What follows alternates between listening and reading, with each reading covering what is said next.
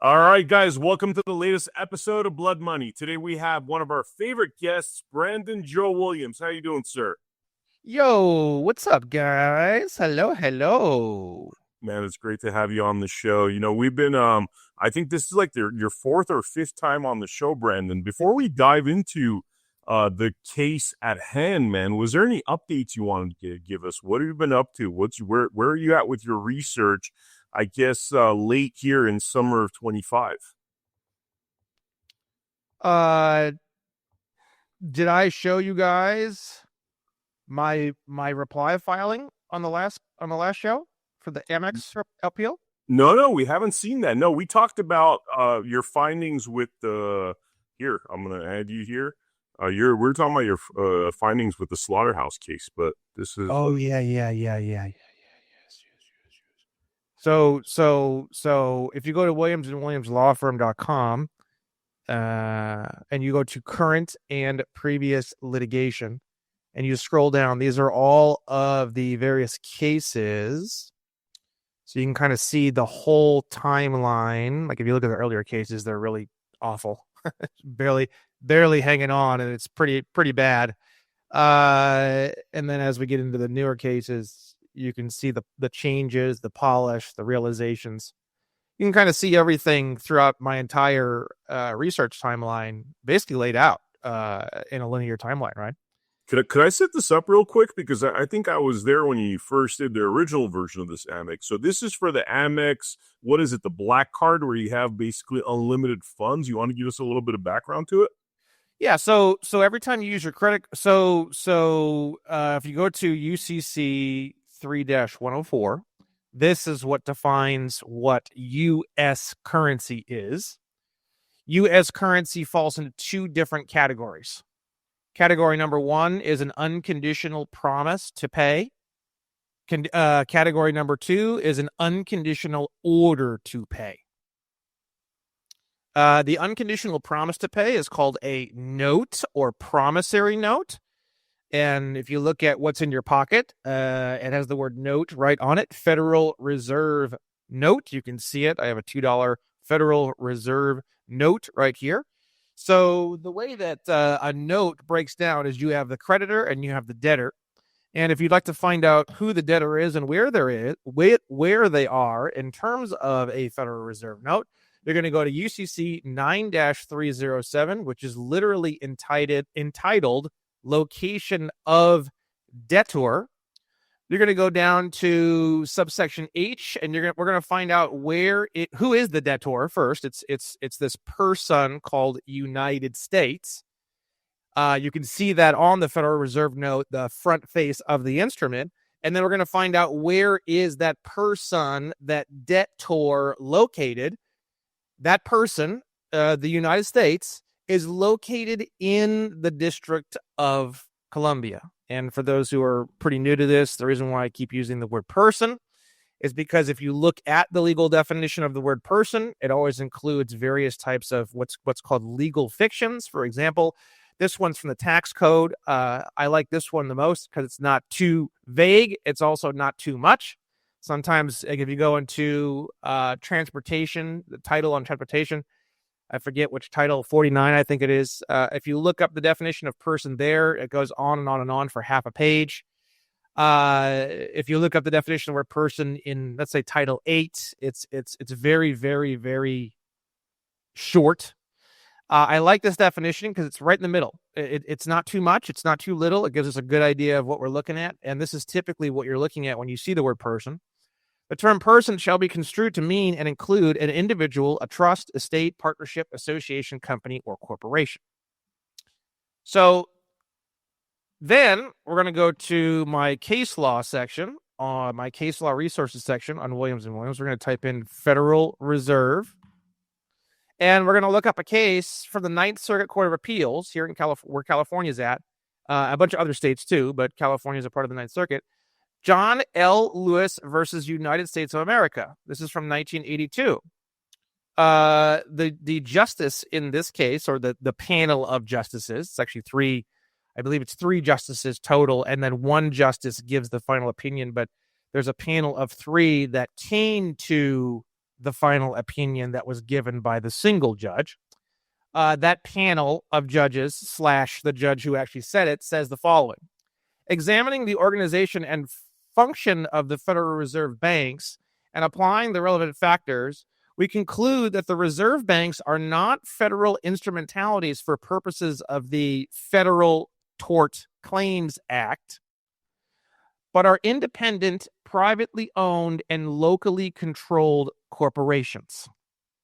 This is the actual Ninth Circuit Court of Appeals saying this. It's not me. It's not some website. It's not freemanoftheland.net. It looks like it was made in 1996 by a 92-year-old insane white guy. This is the Ninth Circuit Court of Appeals saying this. So what is a Federal Reserve note? You have one party, which is called United States. That party is located in the District of Columbia. They are unconditionally promising to pay an independent, privately owned, and locally controlled corporation called Federal Reserve Bank or Federal Reserve Banks. And that is the legal structure of what's called a Federal Reserve note. The word note means promissory note. Promissory note means an unconditional promise to pay. So what is U.S. currency? U.S. currency falls into, again, I'll repeat the beginning of when I started talking.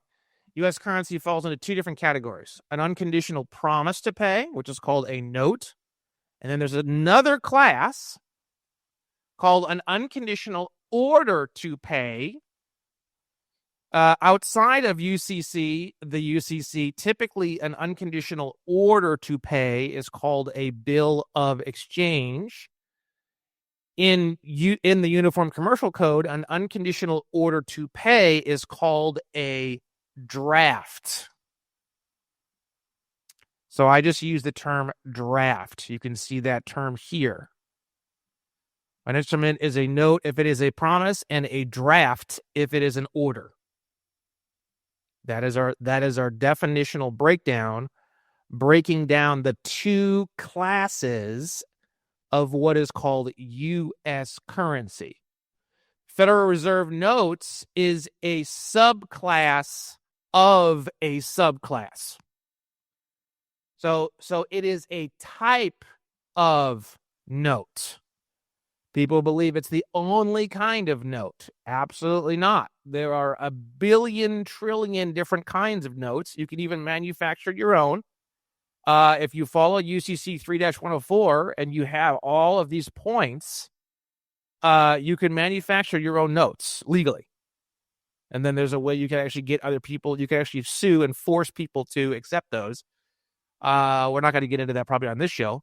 But the whole point I'm trying to make here is we have two classes of what would classify as U.S. currency, and they're both defined right here. An instrument is a note if it is a promise, and a draft if it is an order. There's a million different kinds of notes. There's a trillion different kinds of notes, and there's also a trillion different kinds of drafts.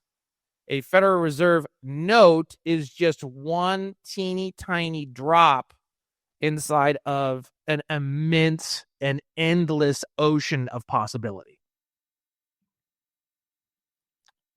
Does that make sense? Wow. Yeah, makes a lot of sense. So in terms of the Amex lawsuit, now you're suing for them to have you recognize your instruments, or so with that said, if you look in UCC 3, you'll see the word issuer. We're going to go to the definition section of Article 3, which is 3-103. We're going to type in issue. So issue comes from 3-105, issue of instrument. Issue means the first delivery of an instrument by the maker or drawer. We're not going to get into all these various definitions because it just takes forever. Maker or drawer, the person who made it or the person who is the person who you're supposed to be paying is the drawer, right? Whether to a holder or non-holder, we're not going to get into that. That's just the person in possession of a note or bill that is either payable to them or payable to bearer, which I'm not going to get into all that right now, but that's as best as I'm going to explain that right now, for the purpose of giving rights on the instrument to any person, right? So if you look at your receipts, when you do credit card transactions, look at your receipts. Every single time you do any transaction, coffee, dinner, gas, get a receipt printed or emailed to you and then look at it. You're going to start seeing this term issue or issuer or initial issue or primary issue. You're going to start seeing that term every once in a while.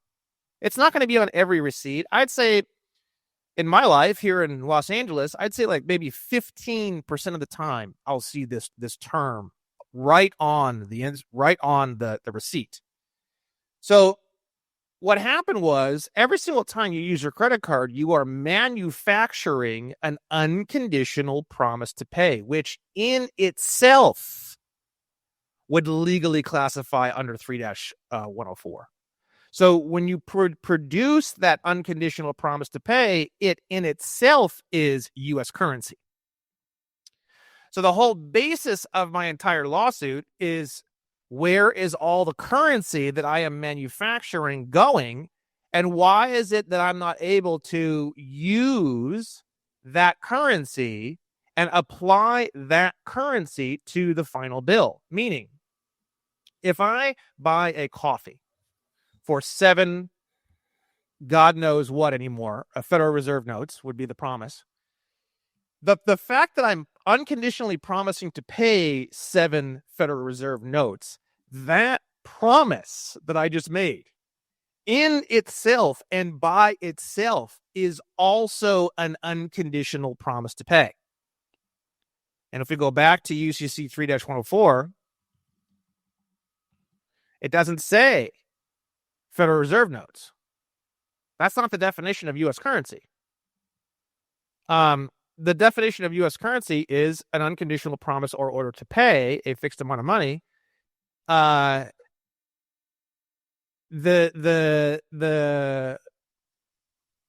Federal Reserve note is just one type of this larger umbrella. One type of a million types. When Brandon Joe Williams uses his credit card, he's producing an unconditional promise to pay. It's a Brandon Joe Williams note. That note would still fall under this exact same definition of Article 3, Section 104. It is U.S. currency. You are manufacturing U.S. currency every single time you get a loan, every single time you use your credit card, debit cards. Debit cards are interesting. So debit cards, I don't know if it would fall under this one, an unconditional order to pay. I imagine it would. So debit cards would be this other type of currency, an unconditional order to pay. So checks are also unconditional orders to pay. So what that means is the check itself, by itself, is cash, has monetary value. Even if it doesn't have even if there's quote unquote no money in your bank account, it doesn't matter. That's irrelevant. The fact that it's an unconditional order to pay means that the instrument itself has the monetary value of whatever that order might be.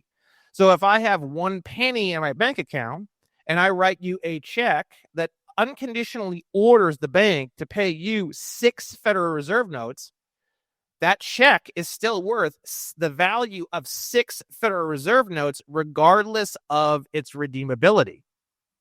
And the way that you can also see that is if you look up what a qualified endorsement is. We're going to look up what without recourse. And people say, oh, that's a fraudulent check. You're committing bank fraud. If you don't write this on it, yeah, fine, sure. You could probably get, you could fight that. It's a rebuttable presumption.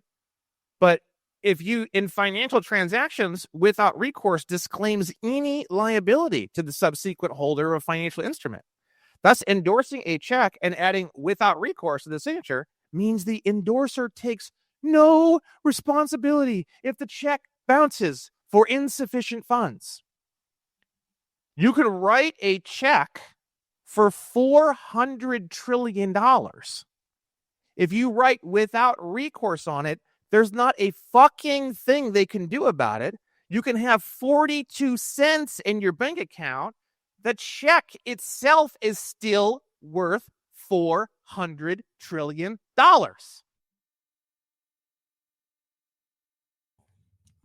That's mind blowing. That's mind blowing. So you're trying to have them. I mean, these are the laws. So you're trying to have them basically uphold these laws, and you've submitted an initial filing. Obviously, what did they do with that? Take us through this journey of how you wrote the initial case, what it was saying, what the amended filing says. Well, that's pretty rough, but we could do that, I suppose. Here's the initial case. So here's the original complaint. Now, this is rough. This is super rough. This is back in February of 24, which I know that might sound like, oh, that's not very long ago, bro. That's about a year and a half. Yeah, in Brandon years, it might as well be, 1923. Okay, so just bear with me on this, right? So we have this long introduction. We have some stuff here. I just really don't even want to get into all this. For some reason, I thought the best way to handle this would be to break it down into teeny, itty bitty little bite-sized pieces. So you can see each individual line item. I was trying to cut it up into teeny, itty bitty, tiny little things. So the reason why is because when they answer the complaint, they have to answer each individual numbered item. And I thought this would be the best way to address it, to make them so that, because if you put a whole bunch of things in one line, they can say denied to the whole line because one item inside that line is denied.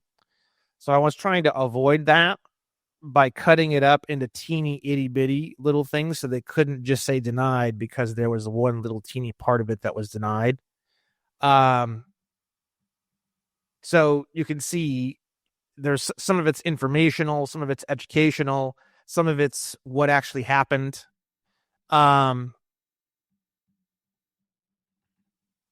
you go down here, you can see I'm just kind of like trying to build out the picture basically of the whole kind of bird's eye view, right? It's kind of all over the place a little bit. It's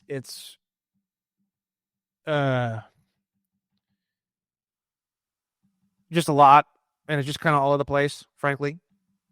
So you can see the docket on this. We go back and forth, and I barely know what I'm doing. I'm about maybe 2 months into litigation. This is probably my second month. Wow. Like ever doing like first, basically I'm brand new to the game, essentially. Right. So, you can go down, you can see, I had a dismissal and some other stuff and tried to kind of, put in some, they did a motion to dismiss and then I'm trying to fight that. And, they went on a whole thing here where they attached all this stuff trying to, slander me, which is hilarious. You can see here. This is where they call you sovereign or whatever. Yeah, and they took huge. This is an intern who did all this, so she's retarded. Brianna Bauer's her name, and I hope she sues me for defamation for using her name. I would just absolutely. I have the hardest cock for months. But she went on here and she posted all this stuff, thinking that was going to be. And what's funny is that what's amazing is it actually worked. Which is amazing to me. I just, which is why I went to appeals, because the thing is that it's all irrelevant, basically. I mean, obviously I would have handled this differently now. I handle I've gone through so many different evolutions, so many different changes, so many different adjustments, so many different things that I'm like trying to figure out the fastest and simplest way to say things, but while at the same time giving the information. I think at first, with a lot of this stuff, a lot of these filings, it's just too much. That's really the issue, right? I think that's the issue that most of us have. The issue that most of us have is just too much, just way too much. Mm-hmm. A lot of irrelevant stuff, way too much. We sort of spew like a fire hose. I think that's pretty normal. I see that like everywhere, basically. So when people first start this process, it's like you're kind of throwing everything in the kitchen sink, basically. Yeah, like, I don't know, in your case, I filed a motion for leave to amend the complaint. This is what you're supposed to file when you amend the complaint after the initial, like the first, I think 20 or 28 days, I forget the local rules, you can amend a complaint without filing a motion for leave. But this was way after that timeline had ended. So to file an amended complaint, you have to file a motion for leave. Motion for leave just means you're asking to do something outside of the normal rule sets of what you're allowed to do. Basically, you're asking permission. Yeah. Let's just keep it that simple, right? So, Joey was helping me write a lot of these. Joey Kimbrough. I didn't start writing my own stuff. So I would write everything, and then Joey would help me kind of edit it and like clean it up. And so we were kind of working together. Like, you can see, here's a motion for reconsideration. And if you look at some of my newer filings, it looks a lot different. That's because I wrote all the meat and potatoes, and then Joey would help me clean it up and add case law to it or whatever. So it wasn't until my appeals, my Amex appeals, or no, it wasn't until my SBA appeal opening brief. That's the first time I wrote and filed something without literally any assistance at all whatsoever from anyone, which was, that was, let's see here.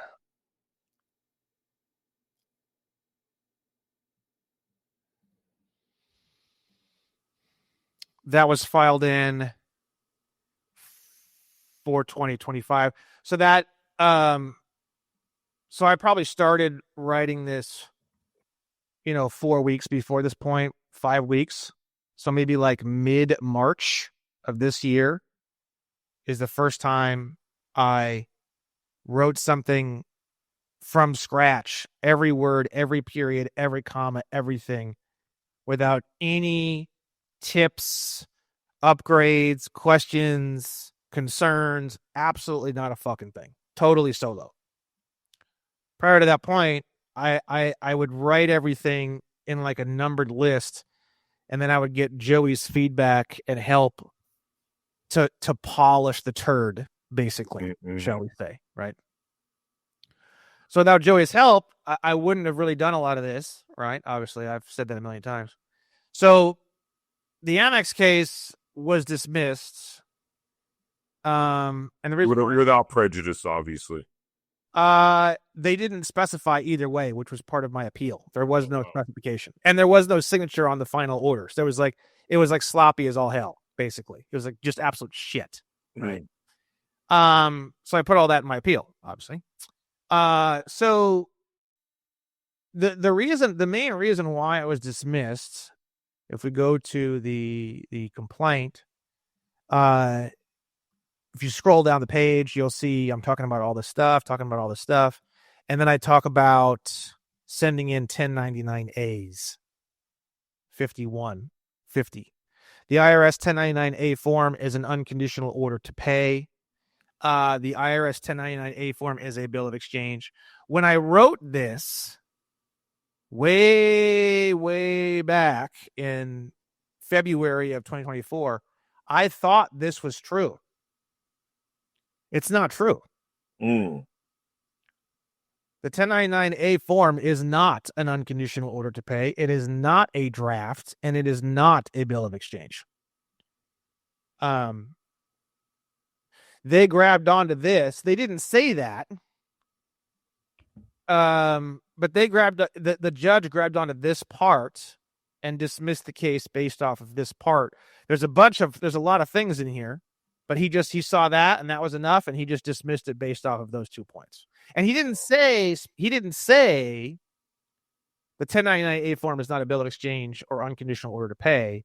He just said, like, very vague, like, they're just documents, and he didn't give any real specifics of anything. He just said they're just documents. They're not money. They're not currency, whatever, sovereign citizen, whatever. Mm-hmm. A lot of the same stuff that the defendant was saying, which is American Express, right? So I filed the appeal, and the first opening brief, this was still feels like 100 years ago, basically. The opening brief was filed in October of 2024. So from February to October, we were fighting in the district court. And then on October 11th is when I finally got into appeals, and I filed my opening brief. An opening brief is literally just that. It's an opening brief for the appellate court. And I have my various concerns. What are the facts of your case? Various facts. I went from a very big kind of all over the place complaint, and in my opening brief, I tried to bring that way, way, way down to like one specific concern, which is that every time I used my credit card, it produced an unconditional promise to pay, and I have no idea why they're making me pay with Federal Reserve notes at the end of the month. It makes no sense. The initial unconditional promise to pay that was produced when I used the credit card should be used as the currency to discharge whatever it is that I'm trying to purchase. Mm. Or I can give you Federal Reserve notes, but then you're just going to give it right back to me, because I still want the original value of all the notes that I was creating every single time I use the account. That's the whole thing. And I just, in my opening brief, I'm like, that's really all I'm trying to do. Like, all the other stuff you guys can just kind of throw out. I'm new to this. I apologize. But that's really the only real concern that I have here. And even in October, I still wasn't very good at explaining that. So I was trying to explain it essentially the whole year of 2024. I was studying, I was learning, I was grinding, I was answering questions, talking to people all year long. And by October, by the time I filed this opening brief, if you read this opening brief, it's not terribly convoluted. It's a lot better than the complaint. Right. Then in the appeals court, they filed a motion to dismiss. You can see that here, motion to dismiss. Mm-hmm. I filed a response to the motion to dismiss. You can see that here. They filed a reply to my response, which is the way it works. It's a ping pong ping is how I think of it. I just made that up, right? So if you file a motion, ping, the other party has the opportunity to file a response, or we call it a response in opposition. That's the pong. And then if the originating party wants to file a reply, that is the ping. So it's motion, response, reply. That is the functional gears as to how a lawsuit works. Nobody can. That's it. Once the reply is in, and the reply is considered optional. The response is not really. If you don't respond to a motion, they just approve the motion. That's the way litigation works. If I file a motion and you don't file a response, my motion is granted. It's that simple. Uh-huh. If I file a motion and then you file a response, I now have the option to file a reply to that response if I desire. So they're trying to have it dismissed, basically, and you're writing them back about why they shouldn't have it dismissed. That's correct. And if you go in here, you can read the motion, then you can read the response, and then you can read the reply if you want to. What is this sort of things they're telling you, and what are you saying in response to stop the motion to dismiss? So if you go to the motion, it says here, the appeal should be dismissed.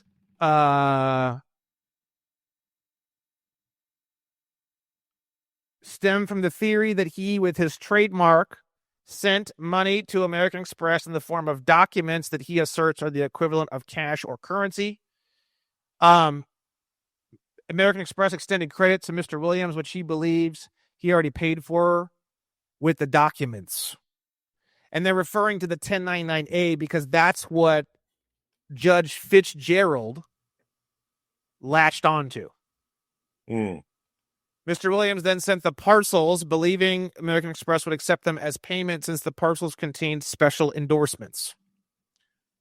So either, and you'll see me hammer them really hard in the appeal reply, but for a long time I thought that they were pretending to be stupid.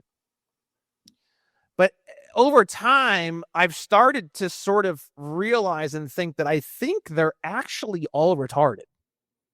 And that's been a kind of a weird shift for me. So when they're digging their heels in and saying, "Oh, you just sent a piece of paper," as opposed to acknowledging what that paper is and the legal significance of it, they just act really dumb. And you can see this one I think was filed by an intern, but you'll see it goes from an intern all the way up to a senior partner who graduated Harvard in 1992. So it went from the very, very bottom all the way to the very, very top of a huge monster law firm. And then at that point, you see some of the arguments and stuff start to shift. But the basic underlier of all of their arguments is he's crazy, he's a sovereign citizen, and it's vapor money theory, basically. Without any real specifics, just very general, very vague, just horse shit, basically, right? So you can see here, the court should dismiss this appeal for Mr. Williams' failure to timely file. This has been their huge thing that they've been going on. This has been the spinal cord of their entire defense. They say that I was 1 day late on the appeal, and they go to extensive lengths to try to justify why. And this is basically the core of their entire defense. Mr. Williams was a day late, and they go on this fucking Oregon Trail worth of horse shit to try to explain why my appeal was 1 day late. Thank Christ, the judges didn't like that. They said, no, he's not. They said, we don't think he's 1 day late. They said, but we're not going to approve your motion to dismiss. We're going to force you to file in an answer to his opening brief, but we're going to allow the defendant to bring up this whole 1 day late thing again in his answering brief. That's what this order says. Okay. So no to the motion, but you can bring it back. You need to file an answer to the opening brief, but bring back, if you want to bring back those claims that you brought in the motion to dismiss, bring them back, but in the answering brief. That's what the order says. So that's exactly what they did. So they filed in, they wanted an extension of time. which is always approved. The first time you file an extension for time, it's always approved. I mean, it's just no question about it. So it was 2 months went by, and then bang, on July 30th, we get the answering brief.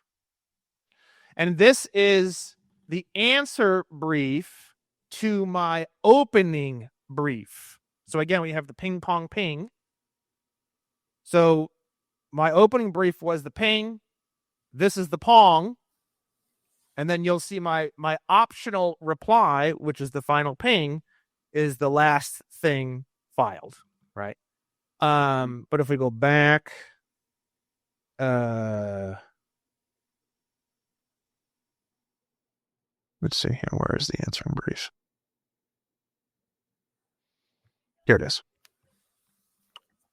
So this answer brief is when you see the big dog starting to come in more. Stephen J. Newman.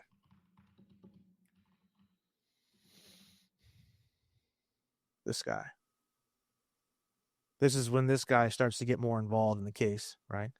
And he has a very, very, very extensive history. Mm-hmm.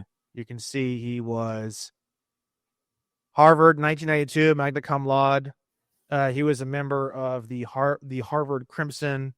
He's got articles, PR, press releases, worked with the government stuff. You can see government stuff, truth in lending, commercial cases, all sorts of stuff. Very, very, very, very rich, extensive career history. Up against one stupid fuck who wears a mankini on the internet. This is the guy they had to bring to the table. Wow. Fucking hilarious. So, all right. So you're basically is it now like you're in a waiting pattern to see what the judge says? I'll explain it. We'll go over this very, very rapidly. So here we go. Now all of a sudden they're starting to get serious. We got table of contents. We got cable. All these cases. We're bringing out. Oh, we got to really bring it out now. We're gonna make it look real professional, real good, right? And then I assume because the writing style changes dramatically in this answer. So I know it's not Breonna Bauer, who graduated from fucking law school in two years prior. This is not her anymore. This is the big dog has finally come in.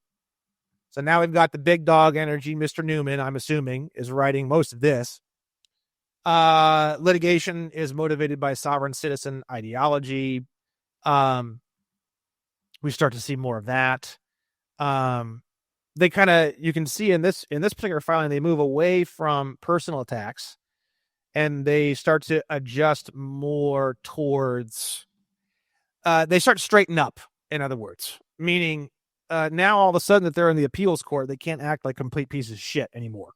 And I've seen that many times, by the way. You get into the appeals court and all of a sudden these cocksucking pieces of shit, all of a sudden they start taking it more seriously. Which I find fascinating. So it's a good thing to know. So it becomes more formal. It becomes more structured. It becomes more litigious. It becomes less shit throwing, right?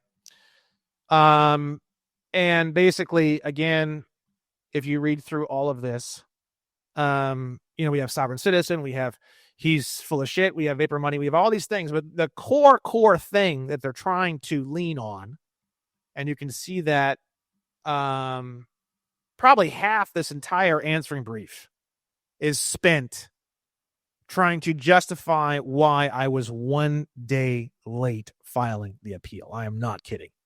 Probably half this entire document. Wow.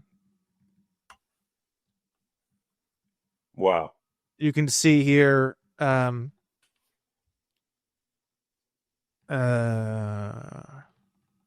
this whole section is trying to do that. I mean, literally, like all of this is trying to do that. All of this is trying to do that. Wow. All of this is trying to do that. All of this is trying to do that. All of this is trying to do that. All of this is trying to do that. Wow. And then it ends right there at E. So, maybe even more than half, maybe even 70% of this entire document is stitching together pieces of cloth from all over the universe trying to justify why I was 1 day late on my appeal. Wow. Everything else is really easy to fight, and it's kind of horseshit. So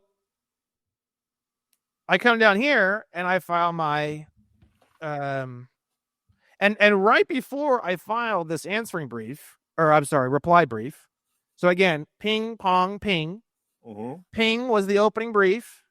Pong was the answer brief. Ping is now the reply brief to answering brief. And that's it. That's the end. There's no more filings. There's no more arguing. There's no more clarifying. You can set up a hearing if you want. You can do other things. But in terms of the written filings, this is the last possible filing in on that particular back and forth activity. Now, right before I filed this is when I created my rebuttals to the term sovereign citizen and the term vapor money theory. Both terms were used in the answering brief. Mm-hmm. So in my reply brief, I respond to both of those terms using my brand new, beautiful, short, powerful rebuttals to those two terms, which is here, which is a lot of what we went over in the last show. And then we have here the response on vapor money theory. And I have all of the Supreme Court cases breaking down the promissory note draft bill of exchange system, the legal tender cases, just tons of really powerful quotes from Supreme Court cases in terms of the structure of our monetary system and how it got to be this way. And then we get into the UCC and I break down all the different areas and sectors as to how our financial system works. And then after that's done, we define this term vapor money theory, which is an ignorant attempt at describing our current currency system as something more than being composed of unconditional promises and orders to pay in accordance with how those are defined in UCC 3-104. This term is a very depressing and sad attempt to degrade a monetary system with a long and rich history, both in case law and without. This is an attempt essentially to gaslight people and persons who are attempting to use the actual law found in case law and in various state-adopted commercial codes, typically close duplicates of the model UCC. This term attempts to derail any attempt at applying the commercial codes by making use of those codes appear to be frivolous. This term is a term of massive degradation and shows deep ignorance and maybe even contempt for our negotiable instrument monetary system as well as the law. This is a quote. No, this is me. I'm making this based off of all the information that I presented above. This is my definition. Wow. For those aware of the functionalities of negotiable instruments, which is well articulated in Article 3 of the model UCC, the term vapor money theory is offensive, as it is a generic and ignorant attempt at invalidating all of UCC Article 3 and the entire legal basis behind legal tender and the operation of unconditional promises and orders to pay. Now, the way that I've set this up is I've presented all this evidence, and then based off that evidence, I've manufactured this definition. Now, if Amex does not fight back and try to reply against this definition activates as the definition in this court case. It's based off of the rule of evidence 301, which I'm not going to get into, but it's basically that simple. If they don't rebut this in some way, this becomes the definition for the case. Wow. And then at that point, I begin on a point-by-point rebuttal of each individual section that I felt needed to be replied on in the entire answering brief. So then I go through each section, and I put the original text that they put, Mr. Newman probably, and then I put my rebuttal below that. So you can see each individual section of the answering brief as being rebutted or clarified in each of these various points. And then we go all the way down to the bottom, and this is kind of where I started getting kind of pissed. Because now, mind you, I filed this case in February of 24. This reply brief was filed in August 10th, 2025, and the case has literally gone nowhere. We're not even on the first yard line yet. So by this point, I've started to get a little irritated, and you can see that here in the closing. It's incredible what the honorable justices have to put up with in litigation. If I had to continually correct people, of which I can't tell if they are simply playing dumb or are actually ignorant all day long, I think I would lose my mind. Going through this process has really opened my eyes to the kinds of stuff that the courts have to go through, and I have had quite a change of heart in relation to judges because of this. You must have nerves of steel. I thank you for your service. Mr. Newman is playing dumb in the area of negotiable instruments, but then all of a sudden, when it comes to stitching together a 50-mile string of quote-unquote logic in order to justify how the final judgment shouldn't be on a separate piece of paper, meaning that's why I was one day late, he's all of a sudden become Dick Tracy. This is ridiculous and shows bad faith. According to Mr. Newman's own section of the Steptoe website, Mr. Newman specializes in commercial trials and litigation, insurance and reinsurance, financial services, financial regulatory compliance, and policy. Under his education tab, it says AB, Harvard University, 1992, magna cum laude, blah, blah. So we are to believe that Mr. Newman, with his extensive history and knowledge, doesn't know anything about the basic functionality of negotiable instruments? There are only two possibilities here. Either he is telling the truth, which means he should retire from his profession in eternal shame, or I can't believe you wrote this, Judge. This is great. This is the Ninth Circuit. This is like a whole panel of senior justices going to be looking at this, right? Or he is misleading this court. If the latter is the truth, he puts Harvard to shame, the bar to shame, Amex to shame, and this court to shame. This should be a sanctionable activity because I am here having to play daddy and supposedly teach this grown man who is behaving like an infant or person of unsound mind. This is unacceptable behavior in any court, let alone the appellate level of the Ninth Circuit, which addresses justiciable controversies for approximately 22.25% of the GDP of the entire United States of America. Maybe Mr. Newman sold his soul at some point. Maybe the spark associated with practicing law has faded over the years. But that's not my problem, and it certainly is not the problem of this court. This isn't a nursery or daycare center. Also, I would like to bring it to the attention of the honorable justices looking over these filings. If you yourselves have credit cards or active loans, the complaint that I have here applies to your personal situations as well. Each and every time you use your credit cards, a promissory note, which is exchangeable for Federal Reserve notes via the Federal Reserve discount window using the provisions of 12 U.S.C. 412, is produced. You may be curious, just as I am, as to where all these notes are going and what is happening with them. Did you agree to donate them? Are they considered abandoned? The original contracts have no provisions to explain this. American Express National Bank has had direct Federal Reserve discount window access since 1994, according to the Federal Reserve's own database lookup system. All your loans and mortgages operate the exact same way. The original notes are used as a collateral security, to quote 12 U.S.C. 412, to fund your loans, and you are given very little or no consideration for those highly valuable instruments. Your, quote, 1% cash back, end quote, on purchases is probably what these institutions deem as the consideration needed to hold together a, quote unquote, contract under the UCC. If you are not as disgusted about this as I am, I don't know what else to say. I hope this can be seen as a real problem, and I hope that I may have my case, as rough as it might be, gauged on the merits and not thrown out procedurally, meaning one day late, because fucking Newman's a cocksucker.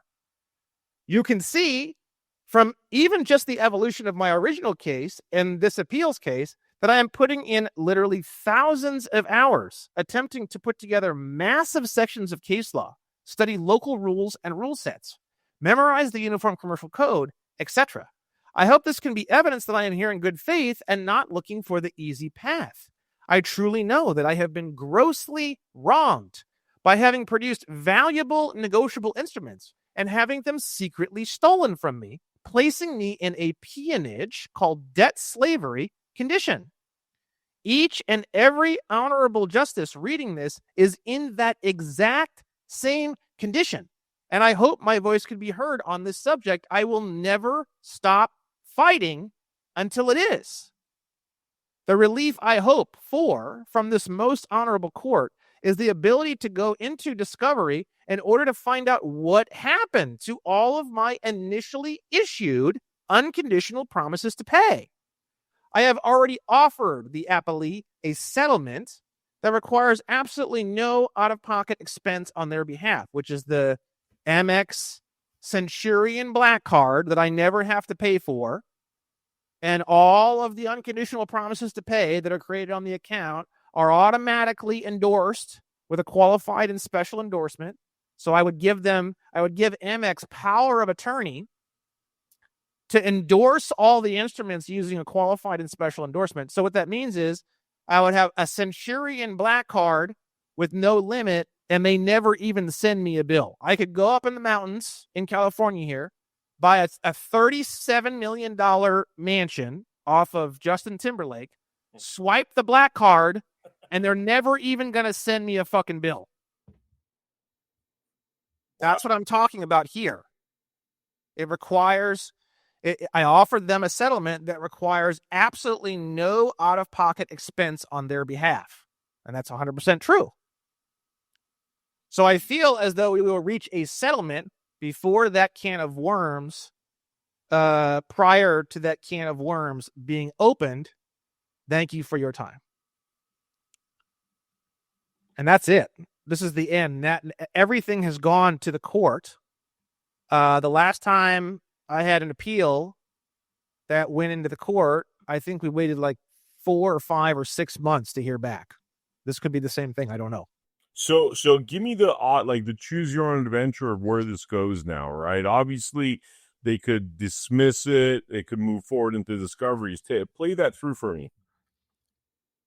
The way this works is the appeal court will give their final opinion. Now what's so powerful about this is that final opinion becomes case law. Case law is made at the appellate or Supreme Court level. So this level that we're at with this document is case law level. It's the first level of case law. What that means is if you have a case in the district court, like for example, my initial case, which was dismissed, that creates what's called persuasive authority. Persuasive authority means it's something you can look at if you want to, but it doesn't. There's no obligation to follow what happened in the case, but it can be referenced. It can be, hey, look, this happened over here. Once you get to the appeals level, now the final opinion they're going to give on this case becomes case law for the Ninth Circuit. So if you look up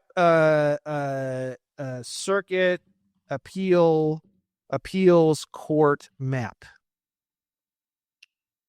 and this is what the map looks like. So these are all the different circuits. Now, this is not for state court. State court is different. This is for federal court. So you have state court and you have federal court.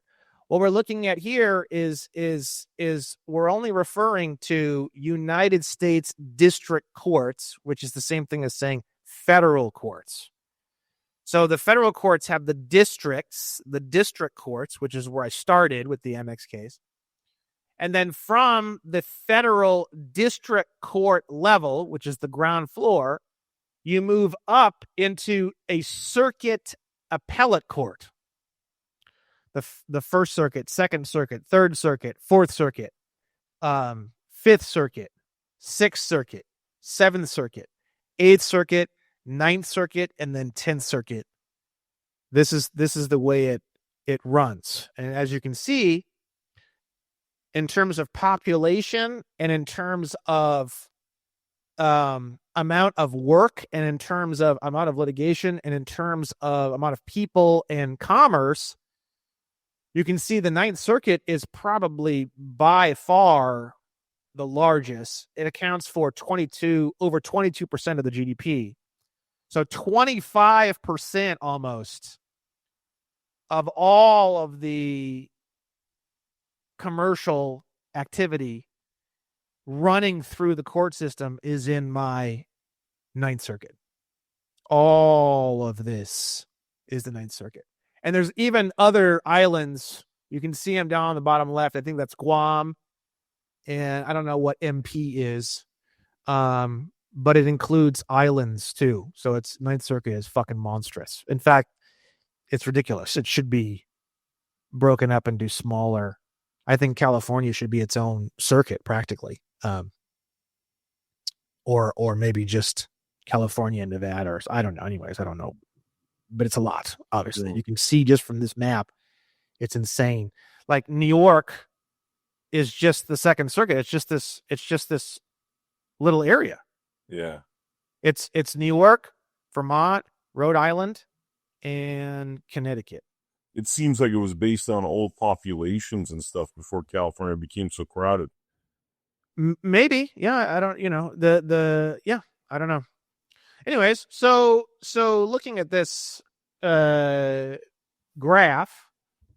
and then that's how I ended up in the United States Court of Appeals for the Ninth Circuit. So the opinion of this case, which there's a possibility they won't even say anything. There's a possibility that they'll just say denied, or they won't say much of anything. At that point, it wouldn't become much of an opinion because there's no information. But if they give an opinion that actually has information in it and actually has clarification as to why and how they're coming to the opinion that they've come to, that opinion would then become essentially law. Case law is essentially law. It's not persuasive authority for all of the district courts in the entire Ninth Circuit. And then it would become persuasive authority for all of the other circuits. Do you see how that works? Yeah, no. I mean, you would think that they're going to do everything possible to come out with some kind of opinion that's going to stop all these other individuals from trying to use this method. I mean, at least that's where my mind goes. I mean, what's your thoughts?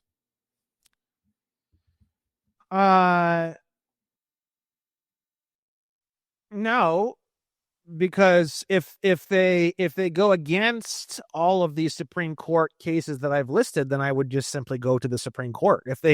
And I would tell the Supreme Court that they're abuse of discretion. Mm-hmm. Abuse of discretion.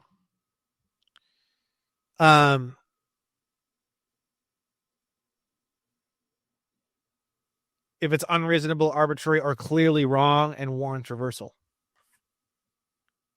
So if they do that at the Ninth Circuit Court of Appeals level, that gives me the gasoline that I need to try to push the case up into the Supreme Court. Now, if the case goes to the Supreme Court at that point, it's 10 times worse for everybody, for them. I mean, I could wipe out the whole banking industry at that point. Because if you go to the Supreme Court level, the opinion at the Supreme Court level then becomes case law for all appellate circuits and all district courts in the entire country. So this whole map, it would become law for this entire map at that point. Wow. So, I mean, what are the possible outcomes you envision? I don't need case law. All the case law is already there. I've already listed it in the reply brief. Mm-hmm. So people are like, "Oh, you're going to create case law. You're going to create what's the term called? Not presumption. You're going to create precedent. You don't need it. There's already so much fucking precedent. You just look through this reply brief. There's mountains of precedent. We don't need any more precedent. I don't need a fucking thing. Mm-hmm. They just got to do basically what the precedent says they're supposed to do, which is give you. And people say, "Oh, Brandon, they're just not going to do it." And "Oh, Brandon, people have come before you and tried this." No, they haven't. I've never seen anyone, and I've had a lot of things sent to me, list even one of these cases. Shaw v. Railroad, FDIC versus Philadelphia Gear Company, Swift versus Tyson. That's a big one. People talk about that one a lot. Juilliard versus Greenman, Perry versus United States, which is right after the Emergency Banking Act, 1935.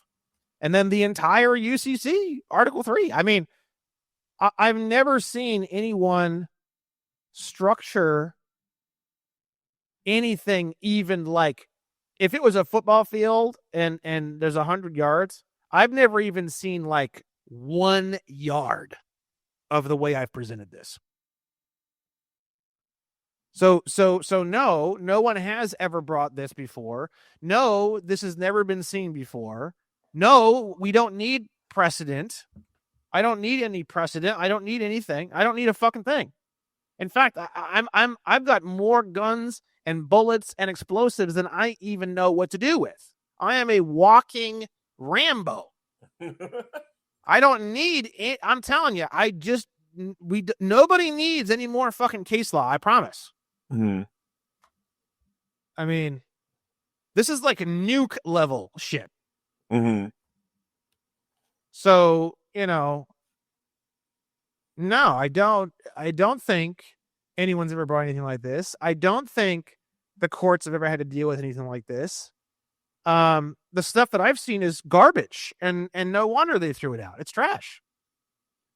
So people think, oh, the courts are just are going to do this and they're going to do that and they're do that. No, it's the courts are just the referee. They can only referee on that of which that's brought into the courts, and everything I've ever seen brought into the courts is just complete trash. I mean, just awful. Like even if a judge wanted to throw you a bone, it just, you can't throw a football 90 yards. Mm-hmm. He would need to throw the football 99 yards to throw somebody a bone. If the judge threw someone a bone that's 99 yards long, the opposing counsel is going to say, "What the fuck? You're obviously not being impartial here," right? A judge can give you a yard or two without it becoming too much of a problem, but he can't give you 99 yards. That would be impartial. That would be massive violations of the canons. So, I mean, what do they do though? Because this is like a can of worms that, like you say, if they let you get into discoveries, you could pretty much, I mean, if you go to there's no way in hell ever in 1 billion trillion fucking years that any of this will ever go into discovery. Amex will file for bankruptcy and shut their doors before they would let me into Discovery. Never going to happen. Ever. They'll just give me the black card. Really? Never going to. There's no way. People will literally be like killing themselves if I get into Discovery. There will be bodies. So I'm not kidding. I'm dead serious. Tell me, I mean, take me through the Discovery journey and why it's such a third rail for everyone. I would have literally like 1,200 questions, and I would be like screaming at the top of my lungs, and I would be filing motion after motion after motion of contempt if they don't answer my questions. Like, I would be the most vicious, horrifying thing they have literally ever seen. Like, I would be putting attorneys in prison left, right, and center. I would put the attorney in prison for contempt, or I put the Amex worker in prison for contempt, and then I would create a whole bio on that person. Their family, how I destroyed their family, I destroyed their children by putting them in prison. And then the next person that came in for the deposition, I would slide an entire manufactured bio of how I just destroyed the life of the last guy who was here. He's behind bars now, and I have a picture of him literally in a fucking cell in an outfit. And I'm like, if you don't want to become this motherfucker, you're going to answer my questions. Do you understand? Like, I would literally be the worst night. Literally, I would be like some kind of death animal that like came out of the ground. It's never going to happen. They're never going to let it happen. It's never going to happen. Wow. It's just totally never going to happen. They're going to quietly and silently have me sign an NDA, and we're going to have to go through that word by word and clarify exactly what all the NDAs I've ever seen. It's all the same template. So I don't think they even know what the fuck's on the NDA.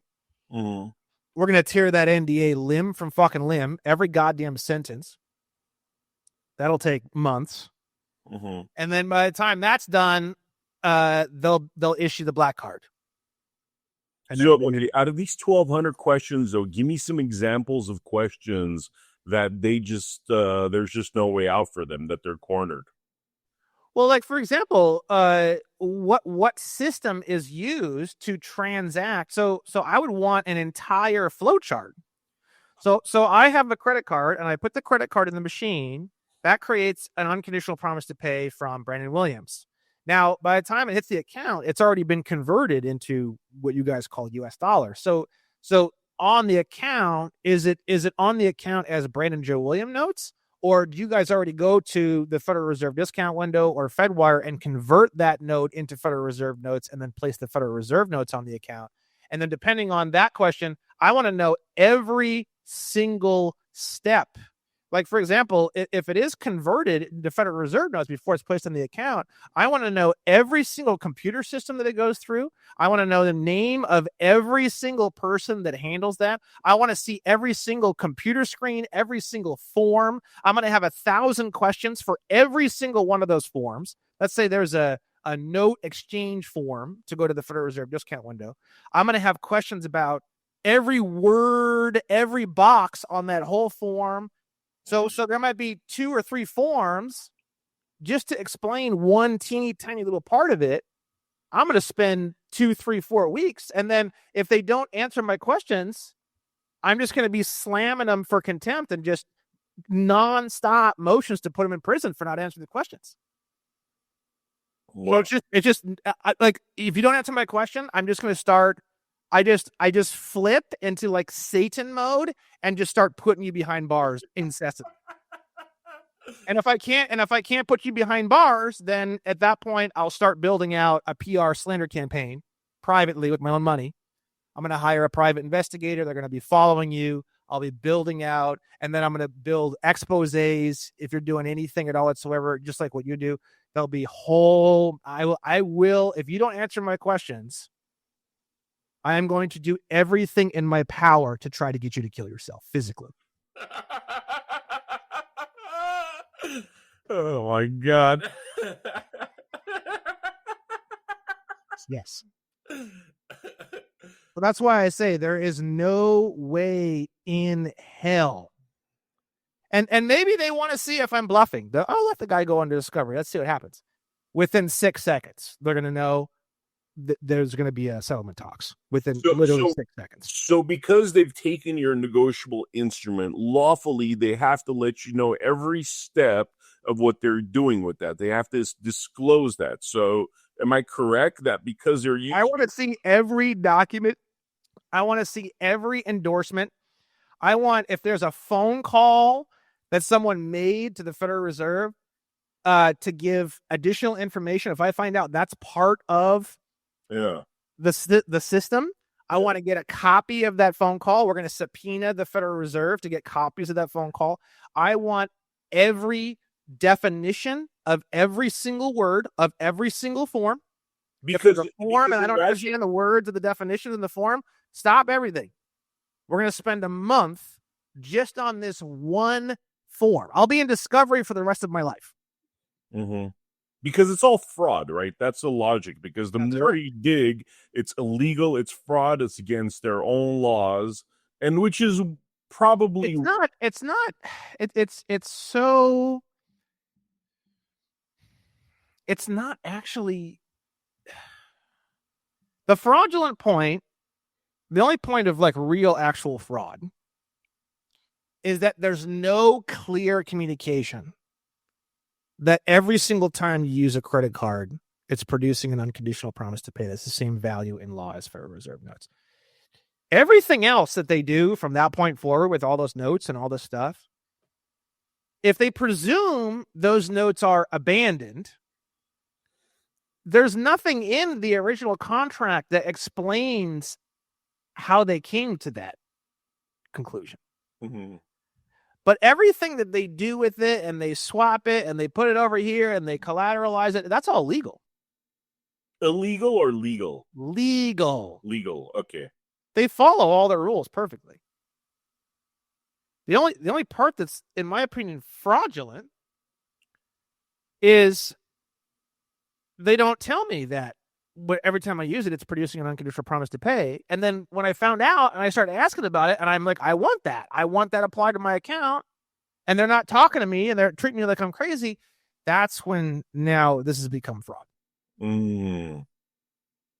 Interesting. Wow. Because if I give you a power of attorney and it allows you to use a special and qualified endorsement to automatically negotiate these notes as a payment for the account, they can do all the same shit that they've been doing. They can do all the goofiness and collateral securities and moving everything and then shifting everything all around. I don't need to worry about it, and they don't even need to send me a bill, and I can just get a black card and I can just buy Harrier jets and then set them on fire live on YouTube.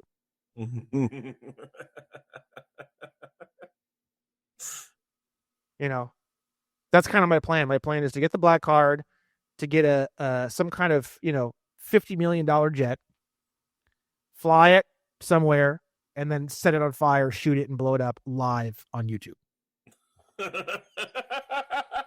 I wanted to do that with a Lamborghini, man. I think that would be the coolest video, So, and the whole point of doing that is because it would break the internet and it would bring essentially everyone on the planet's eyes and awareness to the issues that I'm trying to bring to people's awareness. The whole point the whole point of that craziness of burning a $50 million jet is to bring awareness to these various concerns and these various legal situations. Fascinating. So, and if they just do a dismissal without reasons, that gives you grounds to take it to the Supreme Court, which you would present it to the Supreme Court yourself, obviously. Yeah, my SBA case, which is the other one, I'm going to take that one to the Supreme Court. You have 90 days from the dismissal to file into the Supreme Court. It's called a writ of certiorari. Certiorari. And I've been very slowly. It's a lot. I've been studying other writs of certiorari that have been accepted by the Supreme Court. and I've been preparing myself to write mine in the SBA case. And then by the time the Amex case rolls around, if they do deny it, I'll have already gone to the Supreme Court once. So it'll be my second time to bat at the Supreme Court by that point. So the chances of getting picked up by the Supreme Court gets 7,000 to 8,000 submissions a year, and they pick up like 70 to 80 cases. So it's like 1% chance. So the chances are not great, but I'm still gonna swing at it.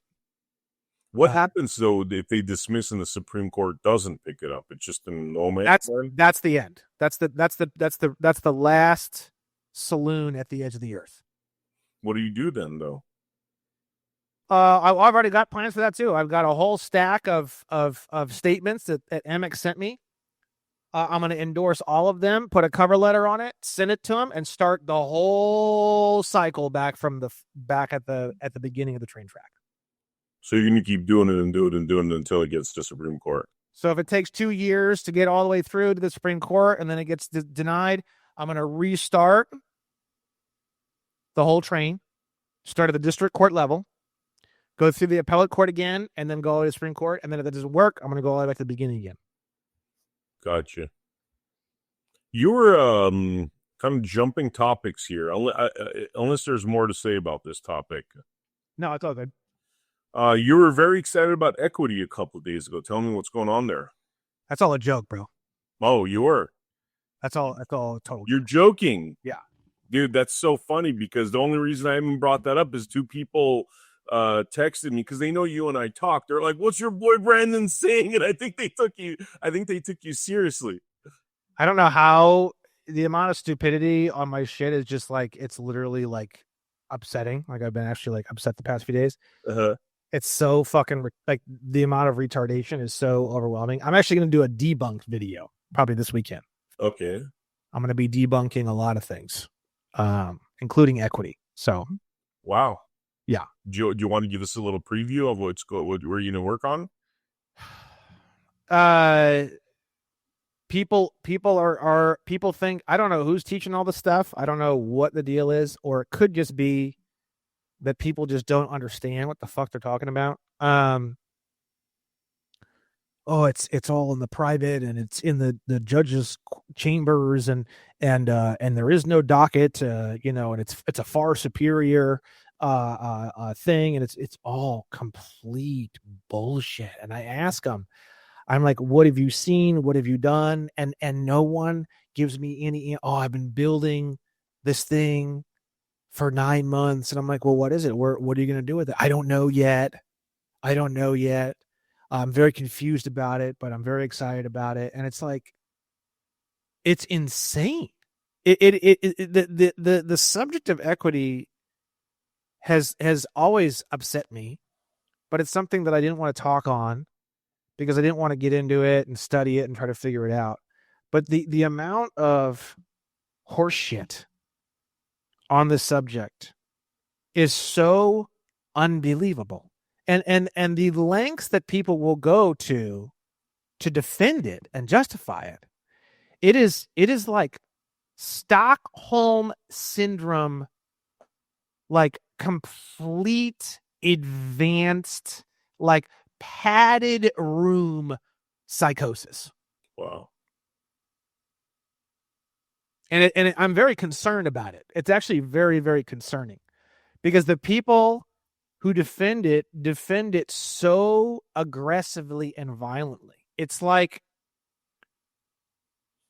it's literally just unbelievable. Like the past 3 or 4 days, I've been fucking with it and making jokes and saying equity is a fleshlight. That was my big thing. I said equity is a fleshlight, and I started making fleshlights with the word equity across it. And I started because I said it's just this thing that you just fuck, and it just feels so good, and you make it's like, oh yeah, I'm gonna fuck my fleshlight, blah blah, but you're not doing anything. I had one guy. I've had all these conversations in the past few days, but I've had conversations about equity for years, and I've always hated it. But recently, it really I snapped. It broke me. It's so bad. It needs to end. This nightmare needs to end. And I'll be doing a breakdown, debunk video. There's a bunch of other things too that I contributed to. I didn't contribute it to the equity. I contributed to a lot of other things like 1099A. We're going to debunk that. 5-star passports. We're going to debunk that. The term sovereign citizen. We're going to debunk that. There's a bunch of other things that I contributed to very heavily that I feel partially responsible for a lot of the stuff being out there. But the equity conversation, I've never talked about it, and I've never contributed to that conversation at all. So I feel I want to stab equity through the fucking heart. Like I feel like equity is like a vampire, and I want to kill it. It does have some usage. It does have some tools, and I'll be explaining all of that in the debunk video. But it is not this backdoor, side door, secret thing. I had one guy who was like, oh yeah, he's like, oh yeah, what you do is in the public and what I do is in the private. And he's acting like, what he's doing is so superior. He's like, oh yeah, I don't need courts and this and that. He's like, I'll just send you letters and then you'll have a default judgment. I'm like, okay. So you send me 3 letters. I have what you call a default judgment.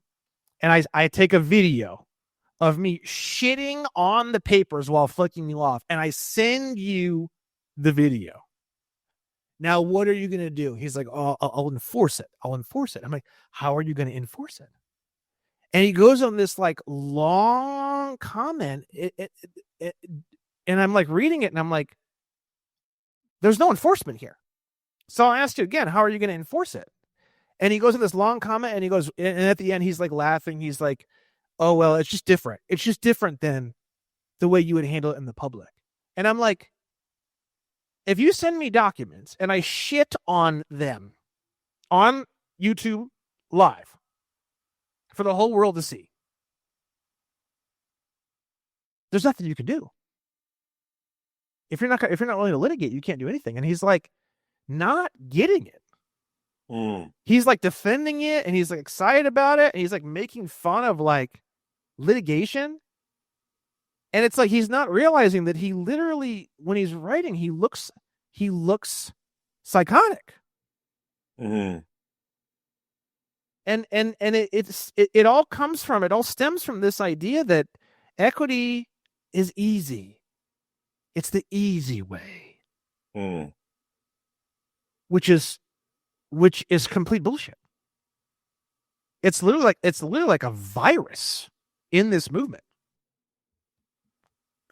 It's literally a psychotic virus. Yeah.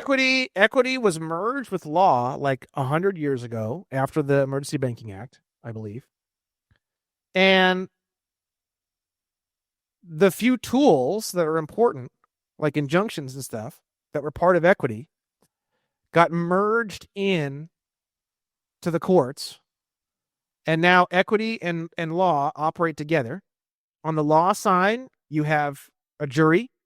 On the equity side, you can have the judge can be the one to give the final opinion without having to use a jury. That's it. And you have a few tools that are inside of equity that I'm going to be going over in the debunk video. And that's it. It's not a whole separate path. People are like, oh, chancery courts. A few states have chancery courts. It's not relevant. Equity is available in any of your local courthouses. You don't need to go to a chancery court to access equity. Equity is available in every single court system in the entire United States of America. It's not this, you don't even need to write equity on a lot of the documentation. You can just simply, if you use something like an injunction, it's an equity, it's a tool of equity. An injunction is a tool of equity. You don't say, oh, as per equity, I'm now, no, you just a motion for an injunction. I need an injunction. The injunction could be like, I'm in my home. There's a eviction. I need to get a few more documents together. I need 2 weeks.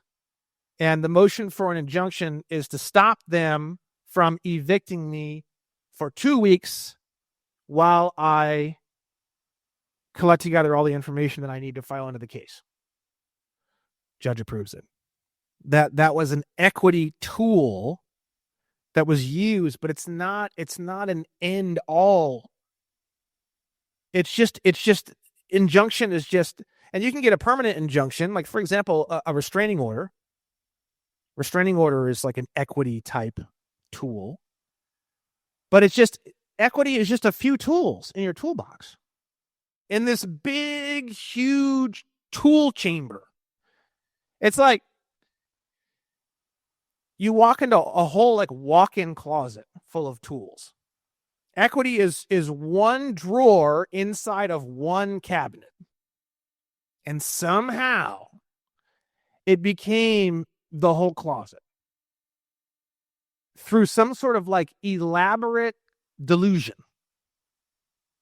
And it's literal complete psychosis. Because you take them and you physically walk them into the closet and you say, look, this one drawer, tiny drawer or medium-sized drawer is equity. And then there's all these other things. And they go, no, there's not. No, there's not. And they go on this tirade about chancery courts. And they go and they defend it.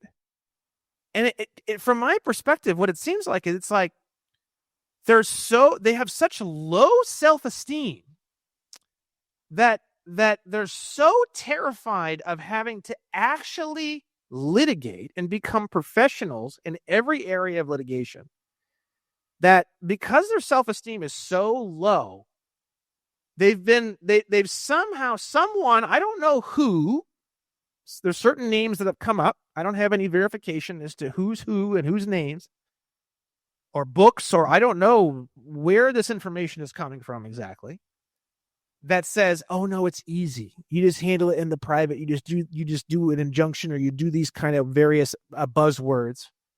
And then they oh, look, whatever. And they believe that they don't need all the tools in the closet, and they believe it can all be handled in the private. Equity is the answer. But then you ask them what they would do in these certain situations. They have no idea. They've obviously never litigated. I have one guy who, so many. We're going to go through a bunch of the comments in the debunk video. One guy was like, "Oh yeah, I have a trust, and I'm going to use equity, and I'm going to go in there, and I'm going to use equity because equity is trust law, and I'm going to use the trust, and then I'll handle it in the private." And my response was, the first thing they're going to do is they're going to say that in order to represent a trust in the court system, you have to be licensed by the bar. You have to have a bar license. And he said, no, that's not how it works. They're not going to do that. And I'm sitting here and I'm like, bro, these people have no clue, and they will defend this thing to the death. And like, I've been like losing my mind over the last week. I feel like there's this gigantic, like tree roots of death that are like all underneath the ground. And they've kind of popped up here and there, and I've noticed it, and I've been like, it pissed me off, but I never like thought too much about it. And in the past week or two, I realized there is this entire hellish, demonic substructure under the ground. And that demonic, hellish substructure is called equity. And it is literally psychotic. And I am absolutely fucking furiously fucking pissed about it. I am broken by it. I'm sorry to laugh.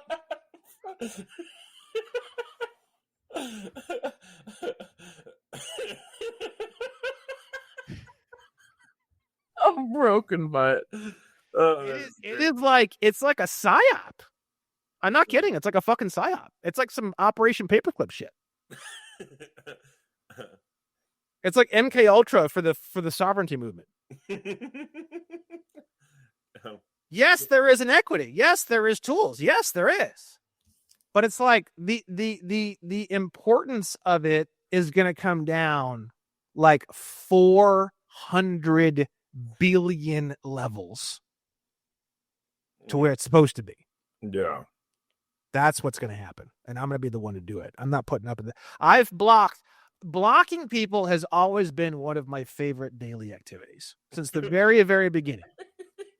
I have blocked so many people over the past 3 or 4 days. I started to not enjoy it. And that's when I got really pissed. And that's when I started posting all of those crazy posts, those religious posts. Mm-hmm. Because I started to dislike blocking people. And that's when I got so fucking angry. I was like, no one is going to take my love for blocking people. Mm-hmm. I will bury people alive before I will allow people to take my sexual enjoyment of the block button. Okay. And so I decided, I was like, I am losing my mind. I am getting so fucking angry. I need to flip this and do something like fun, crazy, ridicule. I need to, for my own sanity, I need to flip this. And that's when I started making those at like 4 a.m. Oh, wow. I started making these rapture, sarcasm rapture posts. Yeah. And I was laughing so hard, bro. I was laughing so hard. I was like in tears. I was sitting on my beanbag chair writing these things. I was in tears. I was laughing so hard, bro. So last episode, we spoke about the slaughterhouse case and your findings. Is there any updates on that before we go on to our next topic? No, I don't think so. Okay. You feel pretty good about it still? I mean, that was a huge revelation. And for people that are interested in checking out that episode, it's almost a 2-hour-long episode. Episode 301, just chock full of amazing information. Yeah. No, I mean, that information isn't going anywhere.